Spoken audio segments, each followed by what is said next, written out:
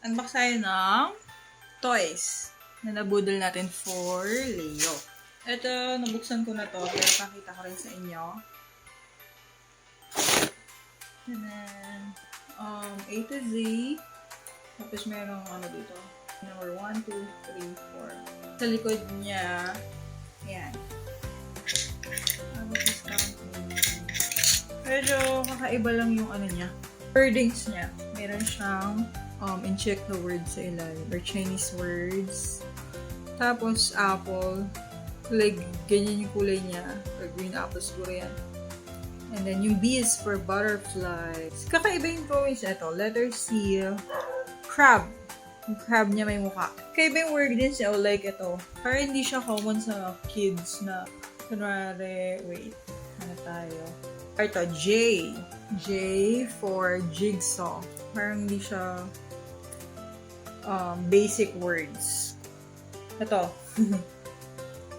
Yung G niya is G for gloves. Yan, gloves. Pero okay pa rin. Second item. Hindi ko alam kung for Leo kasi may in-order din ako na para sa akin. Tapos ito. Ito muna. Ito natin to. Ang libang niya lang to. Pag nasa labas kami or something.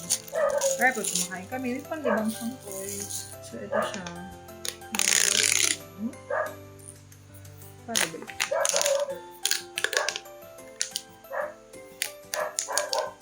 Tapos ito, pwede mo siyang i-attach somewhere. May suction. Suction siya.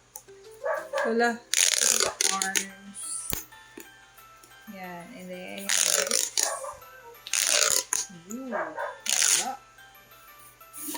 So, ganyan siya. And then, ito siya, may tali siya. Yung watercolor game. Pero medyo matigas siya. Hindi pa siya pwede kay Leo, pero libang lang. Sabitan ng tali at ganyan. Third item. Ganyan lang siya. Dahil.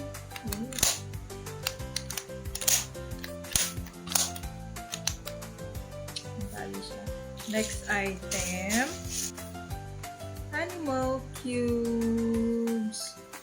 Bumili talaga ako ng maliliit para pwede naming dalhin kung nasa labas kami. Ah, may ganito siya. Ito siya, oh. Para siyang merong pattern. Gagayahin mo. Tapos, ito. Ayan siya. Cute. Marami siyang cards. Para paggayahin ng kids. Next item. Kuha tayong hinihila-hila dun.